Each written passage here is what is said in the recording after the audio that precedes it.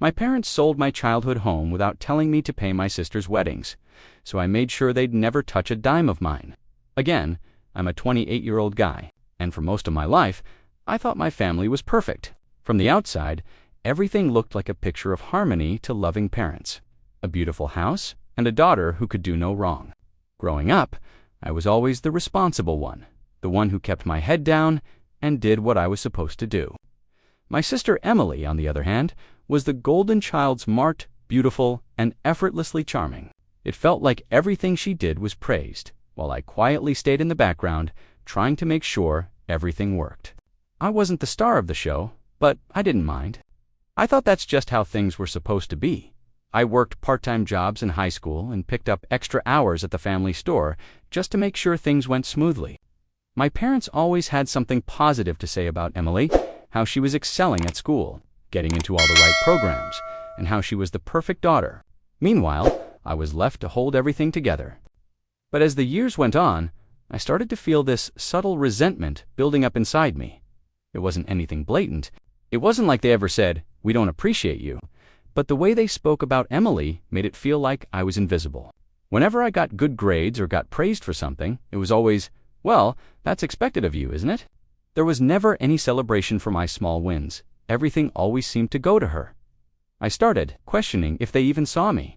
If they were so proud of Emily for doing things that seemed effortless, why was I always the one cleaning up the messes? Why was I always the one keeping everything in line, with no recognition or praise? It was like no matter what I did, it was never enough to be noticed in the way Emily was. And yet, I never voiced any of it. I just kept working, kept going along with the family dynamic, telling myself it wasn't a big deal. But deep down, I knew something was wrong. Something was off. I had always been the one they relied on, but Emily was the one they adored, and it hurt more than I cared to admit. As the years passed, the divide between me and Emily only seemed to widen. I was 23 now, and by this point, it was clear my role in the family was to be the dependable one. The steady rock, I took on more responsibility, picking up the slack when things got chaotic, while Emily was free to chase her dreams. She'd call from college, telling my parents about her latest accomplishments, and they'd praise her like she was some kind of prodigy. "Emily is just so talented," they'd say. "She's going places, you know?" I would smile and nod, but inside, I felt like a stranger in my own family. Emily was the first to get a car, the first to go on vacations with friends, the first to get a taste of freedom. And me, I was stuck at home, keeping the lights on, making sure my parents didn't worry about the bills, about the house, about anything. They never asked for help. They just expected it. They didn't have to say it out loud for me to feel like it was in every little gesture, every phone call, every conversation. One night, I remember sitting at the dinner table listening to my mom talk about Emily's new internship. "She's really going places, isn't she?" she said, glancing over at my dad with that proud smile on her face. It was like Emily had this golden aura around her that no one else could touch. I'd just started a new job myself, and it wasn't easy, but I kept quiet. I didn't say anything. What was the point? I remember feeling a pang of jealousy, but I shoved it down. I'd been conditioned to stay quiet, to play my part. So, I did. But deep inside, I started to question if all my hard work, all my sacrifices, even mattered. Emily would take the spotlight, no matter what, and I would always be the one holding things together behind the scenes. It wasn't until one summer evening, when my parents casually mentioned that Emily had been offered a scholarship to study abroad, that I realized the extent of it. "Isn't that just incredible?" my dad said, his voice full of admiration. I smiled, but it was forced. I'd been working overtime, sacrificing my own opportunities to make sure our family was financially stable. And yet, there she was, getting everything handed to her on a silver platter. I couldn't help but think, why wasn't I enough? Why did Emily always get the praise? Was I just invisible in their eyes? It wasn't until I turned 24 that I began to realize the full extent of how little I mattered in my family's eyes. Things had been building up slowly, but that year, everything came to a head. I was working 2 jobs at the time, barely making enough to cover my rent and student loans, while Emily had just come back from studying abroad and was getting ready for her next big step, law school. With a full scholarship, it seemed like everything was coming together for her, and I should have been happy for her. But instead, I felt something else creeping in anger. Resentment. One day, my parents asked me to meet them at the family house. It was the one place I still thought of as home, though I was starting to feel like a visitor in my own life. When I arrived, my mom was sitting at the kitchen table, a serious look on her face. "Sit down, honey. We need to talk," she said, her tone unusually cold. My dad stood by the counter, not looking at me, his hands resting on the edge of the countertop. "What's going on?" I asked, my heart starting to race. Mom sighed. "We've been talking, and we've decided we need to help Emily get settled for law school. She's going to need a car, and she has some living expenses. We've been thinking about selling the house to help her." I froze. I thought I had misheard her. "What? You're selling the house?" Without even talking to me about it. My dad cleared his throat, his voice a little tense. "We're just doing what's best for the family. Emily needs this more right now." I couldn't believe what I was hearing. It felt like I was being hit with a brick. My whole life, this house had been the one constant, the one place I could always rely on. And now, they were selling it to fund Emily's future, her already privileged future. I tried to keep my voice steady, but the anger was starting to bubble up. "I don't understand. Why would you sell the house? I've been the one taking care of everything around here. I'm the one who works hard, who sacrifices, and you're just going to sell it for her." There was a long pause, and my mom's face softened a little. "It's just a house, honey. We'll be fine." "But it's not just a house," I snapped, standing up from the table. "It's our home. You can't just throw it away for her." They were both quiet. I could feel the familiar sting of being dismissed, the same feeling I'd been getting for years. Emily had always been the priority, and I had always been the one who was supposed to be fine. I felt like I was being erased from the family's plans. Once again, I wasn't even part of the conversation. "I'll figure it out," I said, forcing the words out. But deep down, I knew that wasn't true. I wasn't just upset about the house, I was furious because it had always been like this. Emily always came first, no matter how hard I worked or how much I gave. I turned and left before they could say anything else. But the anger inside me was like a fire, growing stronger with every step I took away from the house. The weeks that followed were a blur of emotions I couldn't quite process. My parents seemed oblivious to how much their decision had stung, focusing entirely on Emily and her upcoming wedding. It was like the world had suddenly shifted, and I was standing in the wrong place, watching everyone else move forward without me. The house was officially sold, and with the money, they started planning the wedding of Emily's dreams, everything she had ever wanted. No expense spared. I was expected to help with the preparations, of course. Not that I had much of a choice. Emily was ecstatic, her eyes sparkling with excitement as she talked about all the details.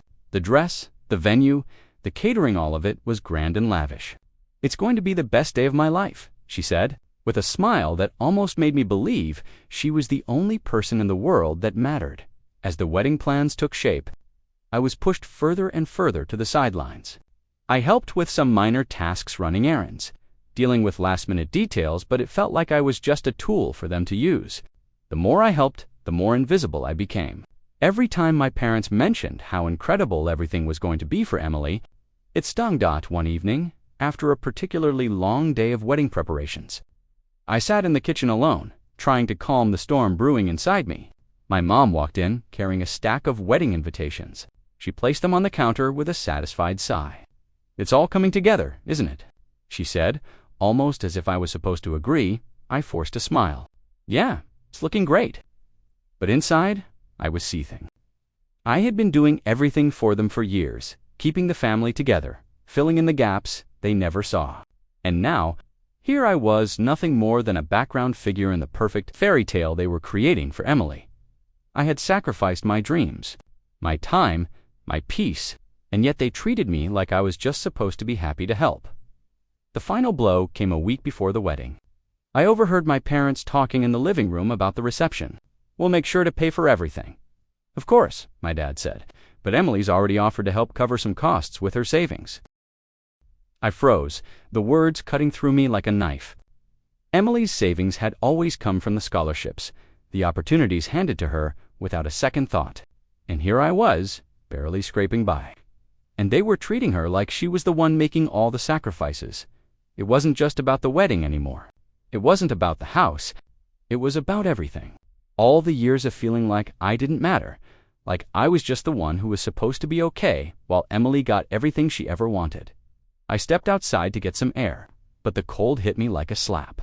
I stood there for a while, watching the world move around me, wondering how I'd gotten here. How had I become the one who was invisible? How had Emily, with all her privileges, become the one everyone rallied around? And then it hit me. I had been standing on the edge of something for years, and I was finally ready to step off. I didn't know how, but I was done being the invisible one. Done being the one who was always expected to give, to sacrifice. To stay quiet, this wedding wasn't just about Emily. It was the final Strother thing that would force me to finally take control of my life. The wedding day was just around the corner, and with each passing day, my anger festered. Every time I helped with the smallest detail, every time I offered my support, I felt like a servant in my own home, invisible to the family that was supposed to care about me. It wasn't even the wedding itself, it was everything leading up to it. It was the years of feeling unseen, of putting my needs on the back burner while Emily was treated like royalty. A few days before the big day, my mom asked me to take Emily to the final fitting for her wedding dress. Of course, I agreed, like I always did. We drove in silence, and it wasn't until we were parked in front of the boutique that Emily broke the silence. "You know, I'm really glad Mom and Dad are letting me do this," she said, grinning from ear to ear. "I can't wait to have everything perfect. This is going to be the best day of my life." I smiled stiffly, but inside I was boiling. I hadn't had the chance to even think about my own future, let alone have the luxury of planning something for myself. Emily, who had been handed everything on a silver platter, was treating this wedding like it was the most important thing in the world. Like everything she'd ever done had led up to this one moment as we walked into the boutique. I could feel the familiar weight in my chest. The staff treated Emily like she was some kind of celebrity, her every move praised and admired. Meanwhile, I stood in the corner, silently watching, feeling more like a ghost than a brother. Emily didn't even seem to notice my discomfort. After a while, she turned to me, still beaming. "Aren't you excited for me? It's going to be amazing." I forced a smile. "Of course, you deserve it." But the words felt hollow. The truth was, I was tired of pretending. I was tired of always being the one who sacrificed, who stepped aside, who kept quiet while Emily got everything. It wasn't just the house or the wedding, it was everything that had led up to this moment, and I'd had enough. As we left the boutique, the weight of everything seemed to hit me all at once. I realized I couldn't keep doing this not for one more day. I couldn't keep giving, couldn't keep sacrificing, couldn't keep pretending to be okay with being invisible in my own family. When we got home, I walked into the living room where my parents were sitting, going over last-minute wedding details. The words came out before I even knew I'd spoken them. "I'm done. I'm done with all of this." They looked at me, confused. "What do you mean?" My dad asked, his tone casual, like it was just another one of my moods. I said, taking a deep breath, "I'm done being the one who does everything. I'm done being the one who holds this family together while you all walk around acting like I don't matter. I'm done being invisible." My mom stood up, her face softening. "Honey, what's going on?" "What's going on is that you've spent my entire life treating Emily like she's the only one who matters, and I'm tired of it." The words came out in a rush, raw and unfiltered. "I'm tired of being the one who cleans up everyone's mess, while Emily gets everything handed to her on a silver platter. I've been sacrificing for years, and I'm done. I won't be a doormat anymore." There was a heavy silence in the room. My parents looked at each other, unsure of what to say. And then my dad, who had always been the calm one, finally spoke. "You know, that's not true. We love you. We're just doing what's best for the family." I couldn't hold it in any longer. "No, you're doing what's best for Emily. You've always done what's best for Emily, and now you're selling the Hauser family home to fund her wedding. I'm not part of your plan anymore." My mom's face crumpled, a mix of confusion and guilt. "We didn't mean to hurt you. You didn't mean to." I laughed bitterly. "You've been doing it for years." I turned and walked out of the room, the weight of everything crashing down on me. My mind was a whirl of thoughts, rage, sadness, hurt, but there was one thing that stood out above all. I was done.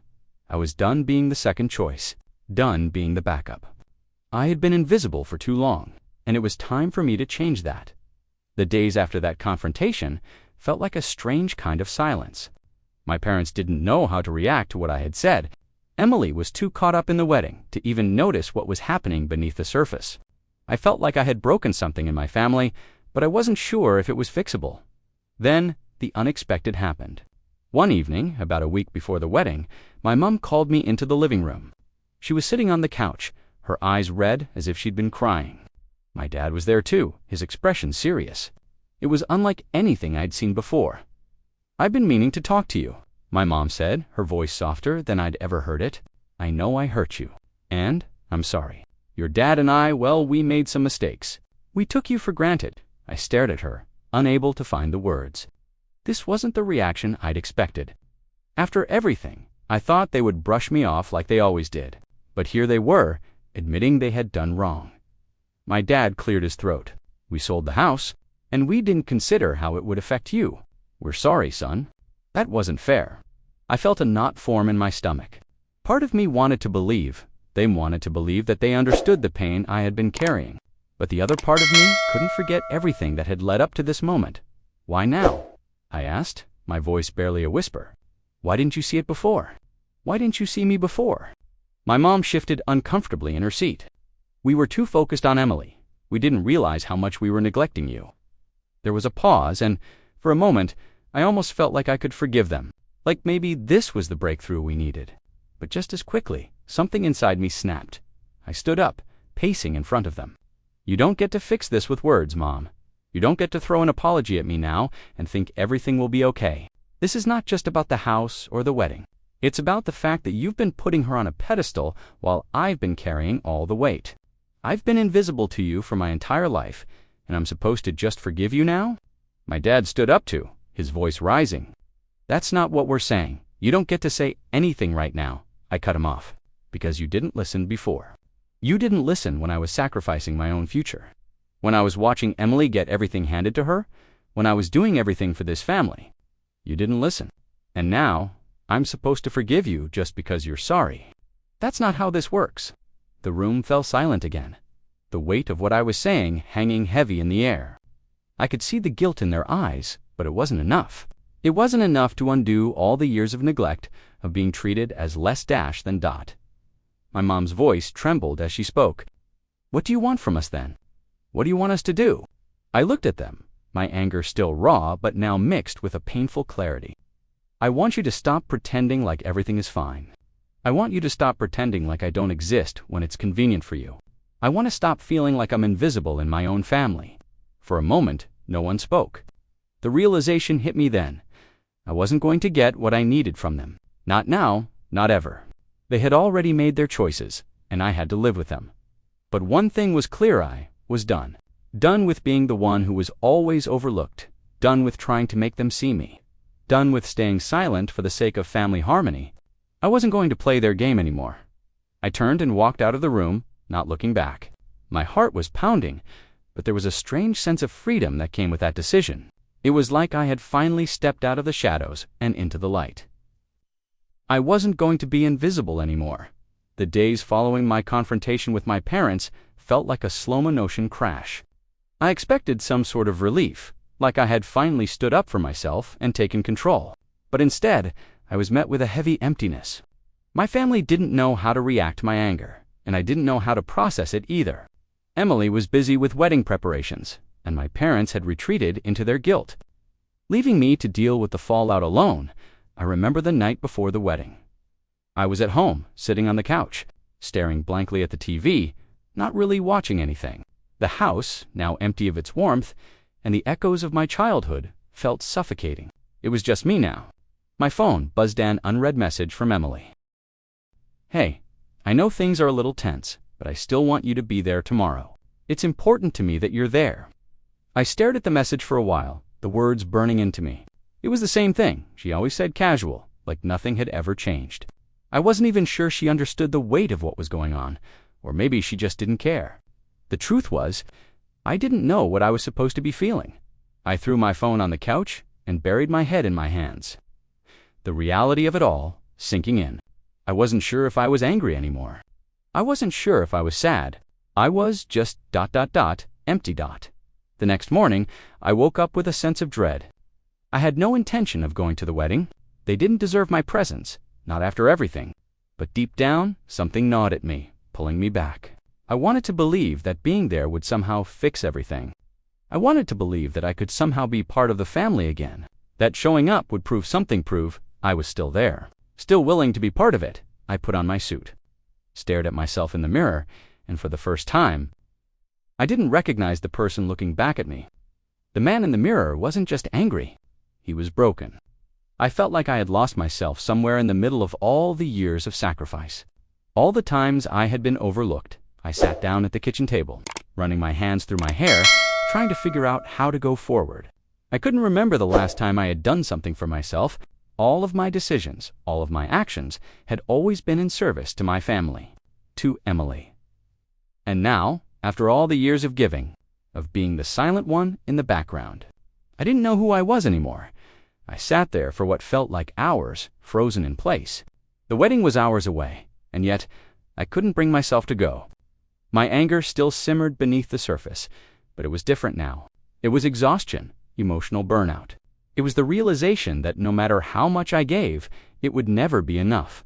I wasn't just the invisible brother anymore. I had become the one who couldn't fix anything, the one who had nothing left to give, and that's when I realized this was my rock bottom.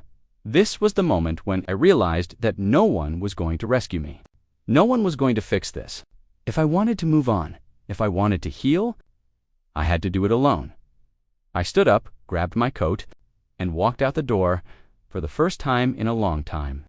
I didn't know where I was going, but I knew I couldn't stay here. Not anymore. The days after the wedding felt like a blur. I didn't go. I didn't care to know how it went, though part of me couldn't help but wonder if they missed me, if they even noticed my absence. I could only imagine Emily in her perfect white dress, my parents glowing with pride, and there I was completely absent. A ghost in the family narrative. But as the anger and disappointment settled, something shifted inside me. I didn't want revenge, not in the sense of an outburst or a scene, but something deeper, something more permanent. I had spent so many years living under their shadows, playing by their rules, always being the one to clean up the mess. Now, it was my turn to take control of my own life. I realized, as I sat in the stillness of my apartment, that what hurt the most wasn't just the house or the wedding. It was the fact that I had allowed them to control my choices for so long. I had let them dictate my worth, my place in the family, without ever standing up for myself. I had been the good son, the one who never rocked the boat, and look where it had gotten me. I didn't want to be invisible anymore. I spent the next few days researching. I looked up financial advice, consulted with a lawyer, and started looking into my assets. I had been careful with money over the years, saving what little I could. I didn't have much, but I had enough to make a change. Enough to start living for myself, free from the financial grasp of my parents. One afternoon, I sat at my kitchen table, looking at the legal documents in front of me. I had decided to set up a trust, a financial safety net that would guarantee my money would never be accessible to anyone in my family. I wasn't going to let them take advantage of me anymore, not even in the subtle ways they had before. I knew it would hurt them, especially when they realized that I had protected my assets from them. But it wasn't just about hurting them. It was about taking my life back. It was about making sure they couldn't control my future the way they had controlled my past. I could already hear my mom's voice in my head, but we're family. She always used that line whenever she needed something, whenever she wanted to make me feel guilty for saying no. But this time, I wasn't going to fall for it. I wasn't going to let them pull me back into the cycle of guilt and sacrifice. I wasn't going to be their backup plan anymore. I took a deep breath and signed the paperwork. It felt like a weight lifting off my chest, like I had just taken the first step into a new life. I wasn't sure where I was going, but I knew it was somewhere far away from the family that had never truly seen me. I wasn't just protecting my money, I was protecting myself that night. I sat on my balcony, staring at the city lights in front of me. I felt different, stronger. There was no immediate satisfaction in this plan, no instant gratification, but there was power in knowing that I could take control, that I could make decisions for myself without worrying about their opinions. For the first time in a long time, I felt free. A few months had passed since I'd made the decision to distance myself, both financially and emotionally, from my parents. The wedding, the house, everything felt like a lifetime ago. But the sting was still there. I had gone on with my life, and every day felt like I was learning to breathe again, free from the suffocating weight of my family's expectations. But it wasn't all easy. I still carried the scars of years of feeling invisible. I still had moments of doubt, of wondering if I'd done the right thing by cutting them off, by making sure they could never touch my money again. One evening, as I was going through some paperwork at home, my phone buzzed. It was a text from Emily, double quotes. "Hey, I know things haven't been great between us, but I just wanted to reach out. Mom and Dad are worried. They said you've been avoiding them. Is everything okay?" I stared at the message for a long time. I had expected this. I knew it was only a matter of time before they came around, acting like nothing had happened, like all the years of neglect and favoritism were just a misunderstanding. And now, here it was. Emily, the same Emily who had never once acknowledged how hard I'd worked or how much I'd sacrificed, was suddenly concerned about me. I felt my chest tighten as I typed out my response. "I'm fine. Things are better now. I've just needed some space." There was a long pause before she responded. "Just know I'm here if you ever want to talk. I really do miss you." I stared at the message, feeling a strange mix of anger and pity. It was the same old Emily, playing the victim, acting like the golden child who deserved everyone's love and attention. It was as if she had no idea how much her actions had hurt me, how much her perfect life had shattered mine. But in that moment, I realized something that hit me harder than anything before. Emily wasn't the problem.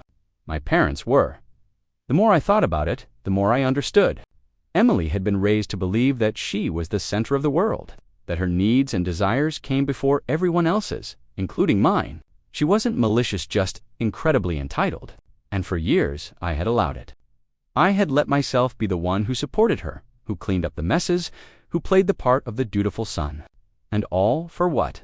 To watch them throw all their love, praise, and energy into her. No more. It was time to take back the power I'd given away.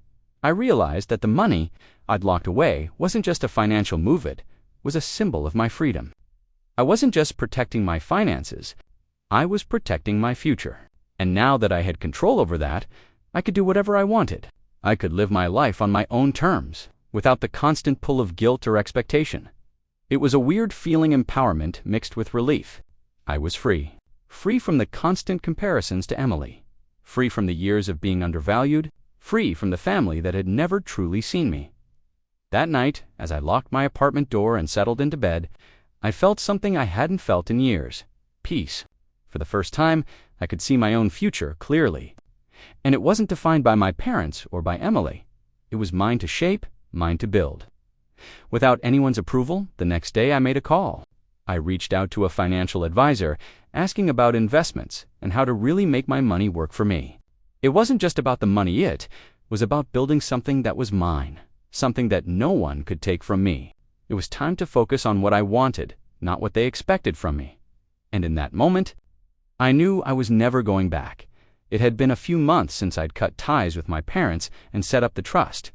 And in that time, I'd started to rebuild my life in a way that felt like it was truly mine. I had my own apartment, a steady job I was finally passionate about, and most importantly, but I knew there would come a day when my parents would find out about the trust, about how I'd protected my finances from them. And that day came sooner than I expected. It was a Saturday morning when my phone buzzed. The name on the screen made my stomach drop. Mom. I hesitated for a moment, my finger hovering over the answer button. I knew what this was about. The call was inevitable.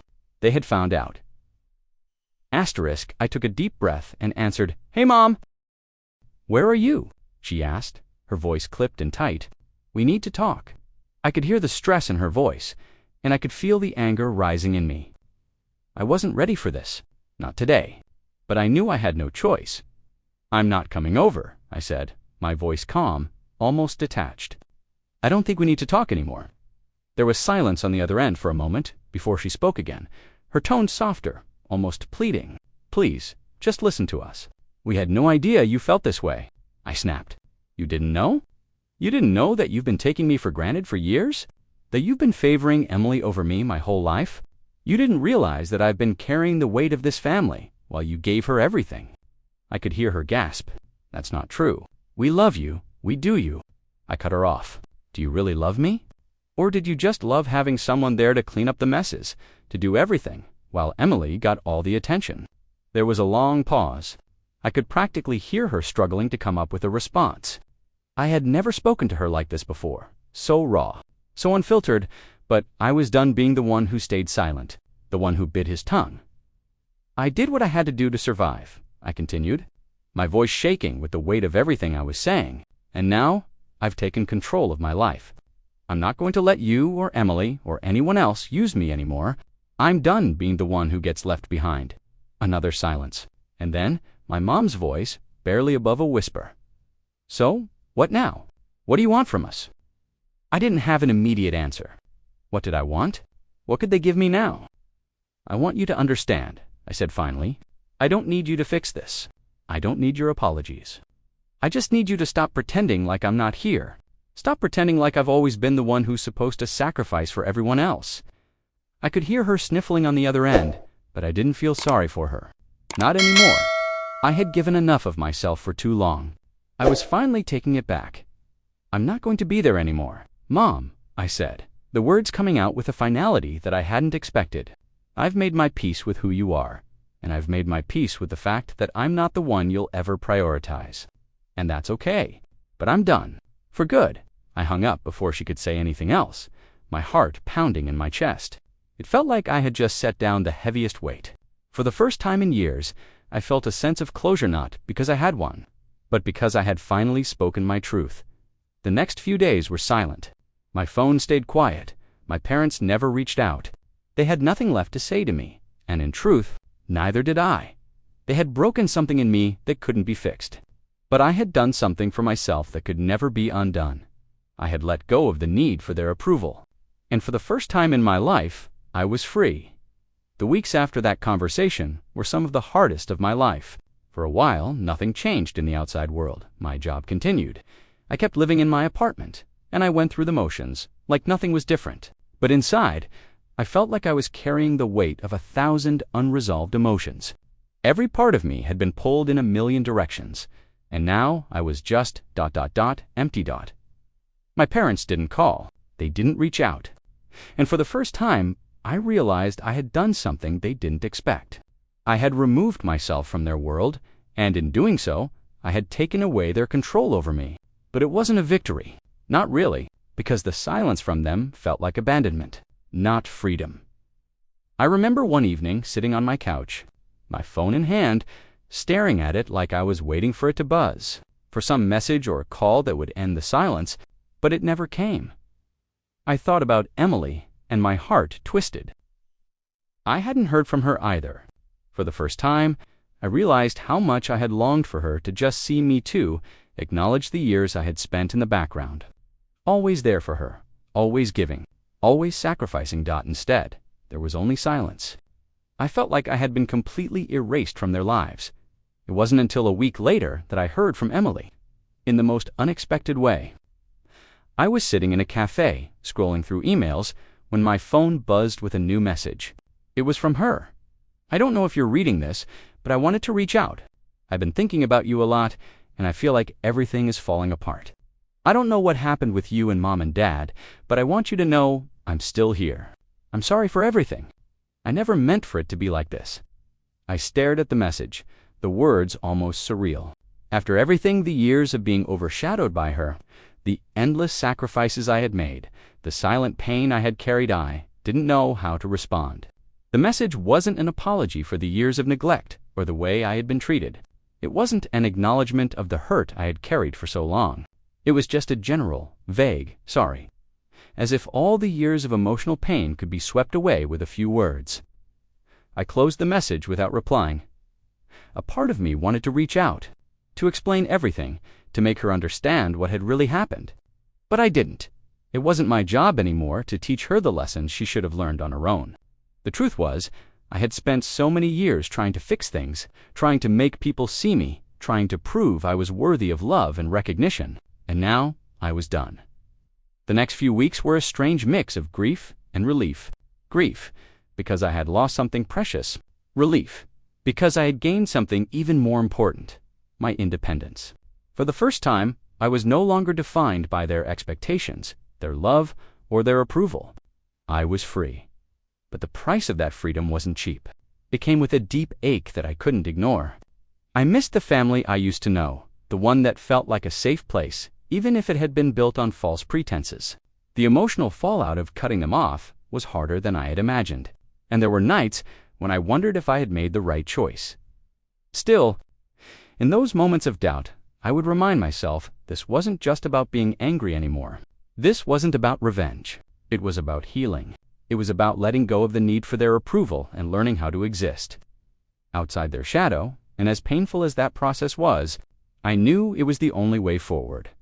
Months had passed since I last spoke to my parents, and each day felt like a quiet victory. I had been free, living my life for the first time in so long. I was building something for myself, something that wasn't defined by the expectations of others.